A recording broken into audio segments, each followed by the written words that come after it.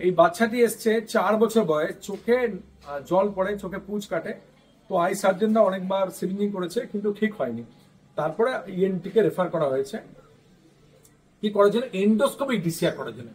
তাহলে কি হচ্ছে, কারণ হচ্ছে এই যে চোখের নেত্রটা ব্লক হয়ে গেছে, তো বাইরে থেকে কেটে যদি করা হয় তাহলে এক্সটার্নাল ডিসিআর, একটা ছোট বাচ্চার এখানে ডিফর্মিটি করা বা অন্যান্য প্রবলেম, তার মানে এন্ডোস্কোপ দিয়ে করা উচিত। এন্ডোস্কোপ আমরা কি করছি, আমরা নেত্রনালীটাকে যে স্যাক, নেত্রনালীর যে স্যাক সেটা নাকে শেষ হচ্ছে, তো এন্ডোস্কোপ দিয়ে সিম্পলি ওই জায়গাটা যে ল্যাক্রিমাল স্যাক আছে ওই স্যাকটা ইনসিশন দিয়ে ভালো করে একটা ফ্ল্যাপ তুলে তারপরে ক্লিপিং করে দিয়ে তো ওটা করে দেওয়া হয়। তারপরে এই যে জলটা এখান থেকে ভিতরে চলে যাচ্ছে, এন্ডোস্কোপিক ডিসিআর বলা হয়। তো এন্ডোস্কোপিক ডিসিআর আমরা এখনকার দিনে চোখের ডাক্তারবাবুরা, বহু চোখের ডাক্তারবাবুরা বাইরে কেটে করতে পছন্দ করে না, যেহেতু রেজাল্ট খুব খারাপ হয়। কিন্তু আমরা যেহেতু এন্ডোস্কোপ দিয়ে পুরো নাকেরই স্যাকটা তো নাকেই শেষ হচ্ছে, তো নাকের ভেতর দিয়ে আমরা করতে পারি, সেই জন্য এখন বহু চোখের ডাক্তারবাবুরা এখন এন্ডোস্কোপি ডিসিআর করার জন্য আমাদের কাছে রেফার করে দেয়। তো এইটা হচ্ছে আজকে, এটা খুবই ইন্টারেস্টিং, কেননা 4 বছরের বাচ্চা।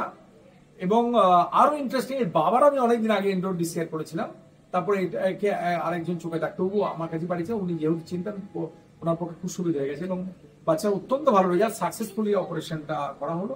এবং আমি খুব খুশি যে ছোট বাচ্চা এই যে চোখে জল পড়া 4 বছর পর্যন্ত, প্রায় জন্মর পর থেকেই এরকম প্রবলেম নিয়ে, কিন্তু সেটা আজকে সফলভাবে আমি করতে পারলাম। এখানে দাও, জল যাচ্ছে সাদা করে দিলাম।